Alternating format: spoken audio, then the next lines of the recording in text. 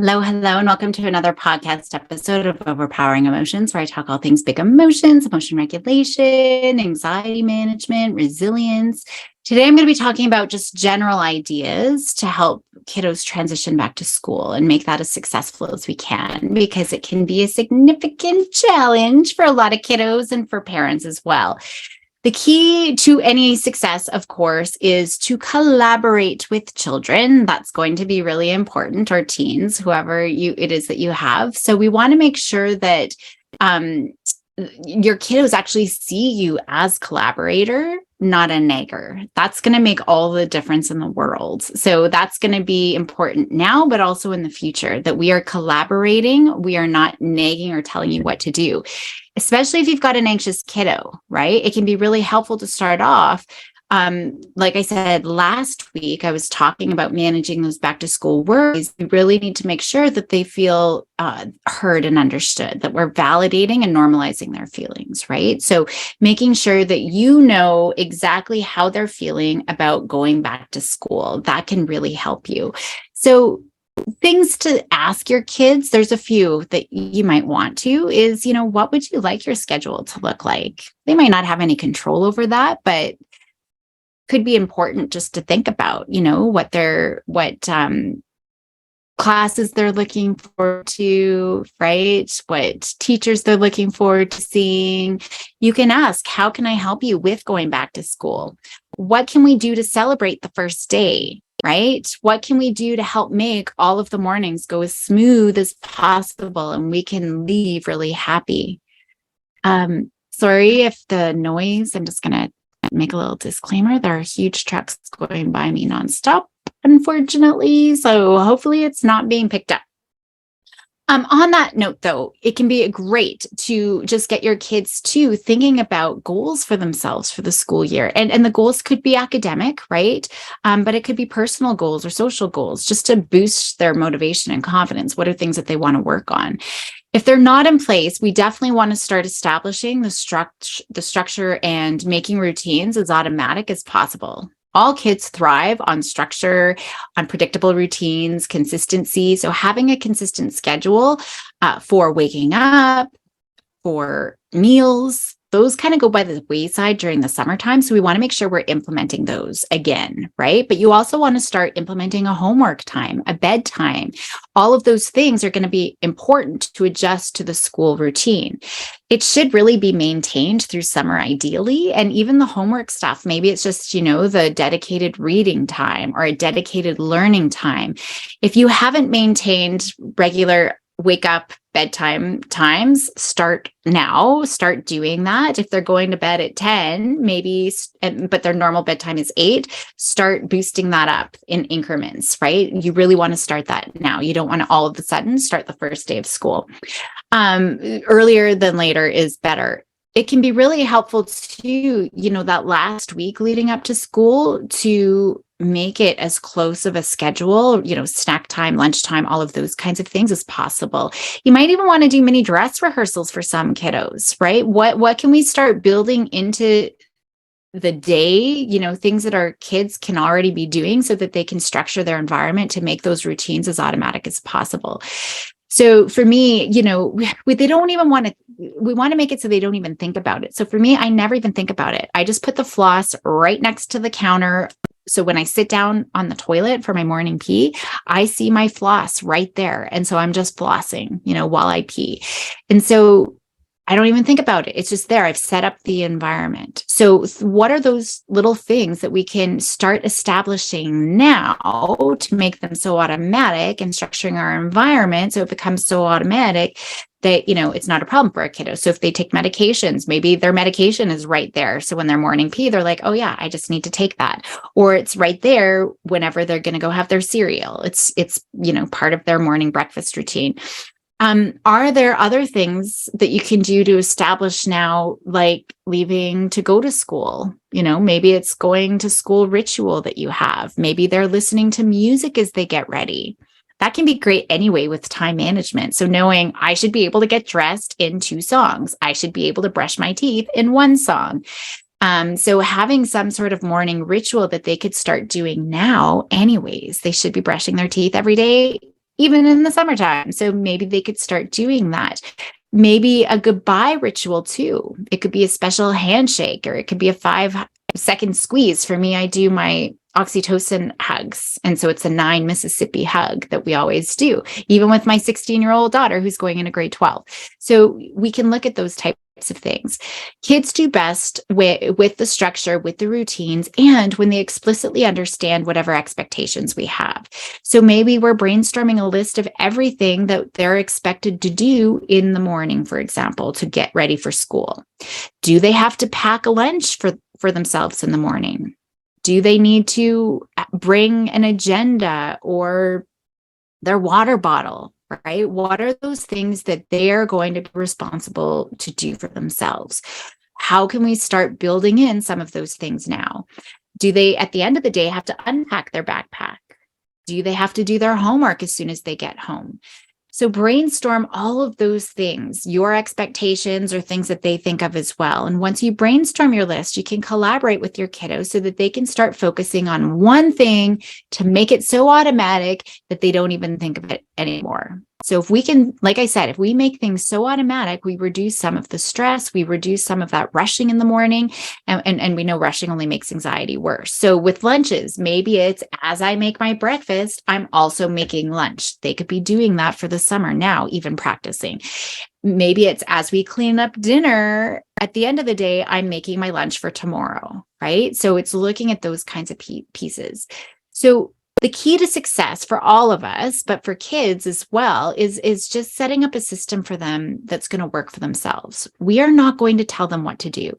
Maybe right now in the summer, we're experimenting. Let's try making our lunch as we're cleaning up dinner. Let's try making lunch as we're, making our breakfast as well. So they need to figure out what's actually going to help for them. What works for you might not work for them, right? And then, if you're always telling them your system and what you want them to do, you're going to always keep reminding them. So if you're getting frustrated because you keep reminding your kiddo to brush their teeth every morning, well, guess what? You're going to continue to have to remind them to brush their teeth in the morning because they've never set up a system for themselves to remember themselves, right? So it's ultimately, we can do the brainstorming, we can be a guide, but it's ultimately up to them to figure out how they're going to get the job done, when they're going to get that job done, right? And now let's experiment to see what works for them. So there's lots of different things that we can include in a schedule. So think about your own mornings from last year. What has been really stressful that we need to work on? What are some other things that we can look at too? Maybe it's putting their clothes in the bathroom the night before so that they can get dressed as soon as they go to the bathroom. Maybe doing tasks room by room by room. I know a lot of kiddos, they'll leave their room, they'll go to the bathroom to go pee, but then they're downstairs and now they might be eating breakfast, but now they've got a device and now they got to go back to the bathroom and do the stuff that they need to do in the bathroom to get ready. And then they got to go back to their bedroom to do all the things. They're just all over the place, but maybe you're doing all of the things by room. So if you start your day in the room, maybe you're doing all the bedroom tasks first. Maybe you do have to go to the bathroom. So you do your bathroom tasks first, then we come back to the bedroom, whatever it looks like. So bedroom tasks, it's getting dressed. If they have to make their bed, if you're fighting them to get dressed and brush their teeth, I don't know why you would also want to fight with them to make their bed. But if that's part of the expectations, then that's okay. That's a bedroom task. Then maybe it's a kitchen task, right? So I got to eat breakfast. I got to make my lunch. So now they're thinking in categories. That's way easier than item by item by item by item. It's about the room. What else in this room do I need to do? Then maybe the bathroom tasks. I got to brush my hair and brush my teeth. So minimizing the amount of remembering that kiddos have to do and the effort that they have to do, like traveling back and forth from room to room to room, can be really helpful. So that's just one idea. Naming some of the regular routines, so it could be 8:00 lunch packing, or it could be Tuesday folding laundry, right? Changing sheets Sunday. You could just have something like that where you're naming some of those routines. So it's like, oh yeah, I know in my house, cartoons, we always had cartoon Saturday morning before there was streaming. And, the only time you could watch your favorite cartoons was Saturday morning, but we had our Saturday morning chores that we had to do before we could do those cartoons. So it was just part of that ritual. Getting organized is really helpful. So designating very specific areas that this will always and forever be this thing, right? Maybe there's zones or bins for specific things. So for example, as soon as we get home, part of my ADHD brain, if I don't put it in the exact same spot every single time, I'm going to lose my keys and my phone. So as soon as I get in, I have a shelf right when I walk in the door. That's where they go. Whenever they're not there, I'm just at a loss because I can never find them, right? But right there they go. Put your lunch kit always by the sink or in the sink or whatever it is. Put your phone on the kitchen counter, whatever that is. So it's just looking at those are the zones or the bins or the areas.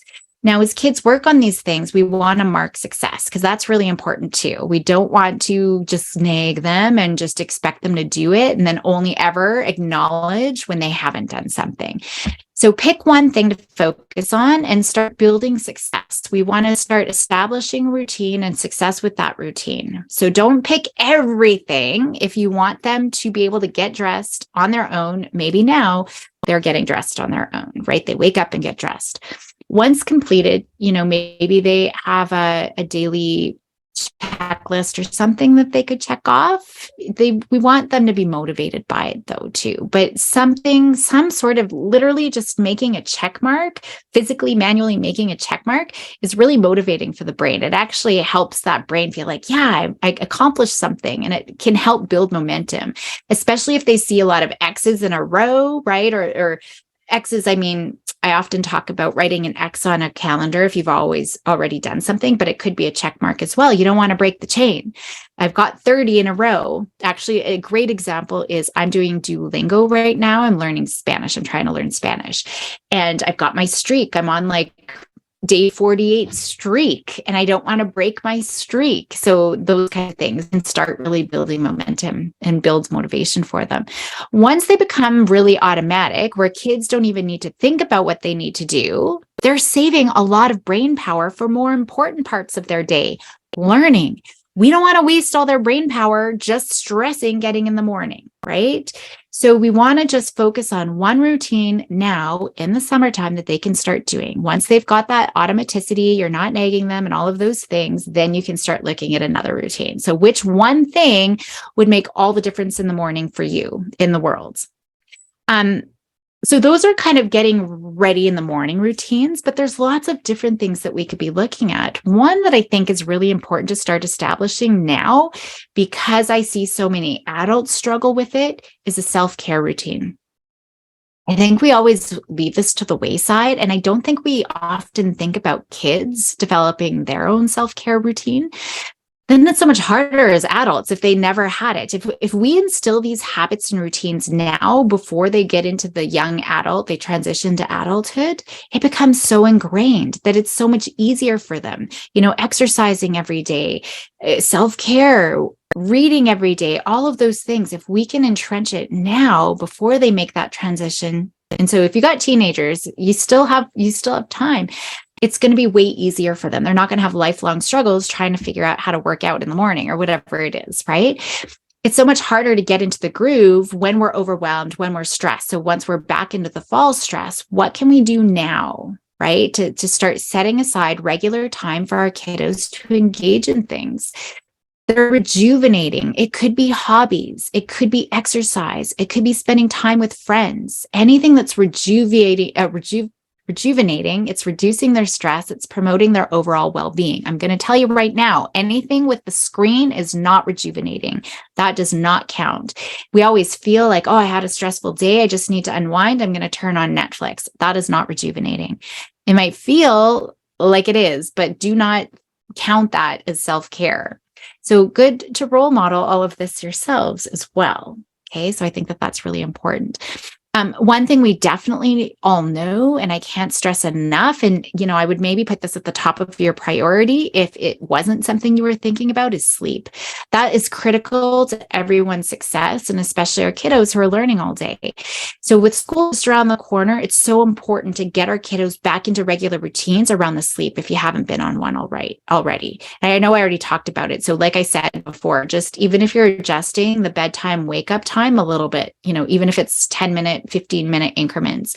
If you can, Ideally, 2 weeks before, we are back into their normal school sleep patterns before school starts. For sure, 1 week, ideally at least two. Ideally, it never changed, really, at the end of the day.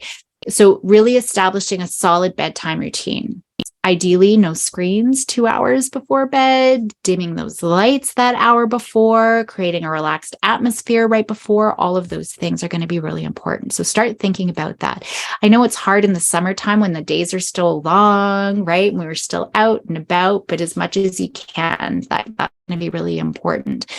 I mentioned screen time. On the screen time front, if you haven't yet, monitor screen time, set firm limits on any of their recreational screen time use. Make sure that they're having enough time for physical activity, doing something creative, doing their reading, social interactions. If they're doing journaling or any chores or anything else that you have, make sure that those are a priority first, or start reining in the screen time now. You don't want to add that stress of reining things in as they're transitioning back to school.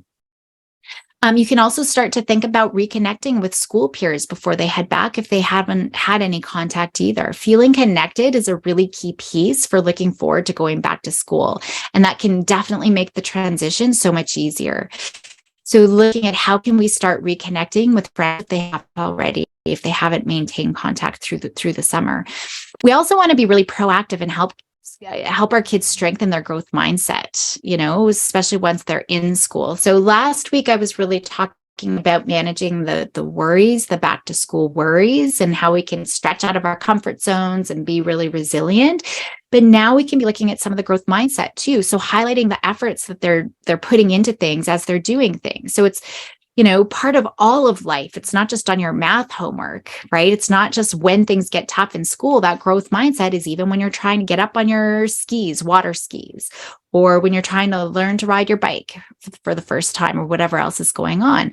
So I've talked about it in the past. I love starting a mistake of the day if you haven't already done that, where as a family, you're talking about your mistakes of the day and what you've learned from it. Right. And if it's appropriate, what you're going to do now or what you're going to do next time, if there is going to be a next time, for example.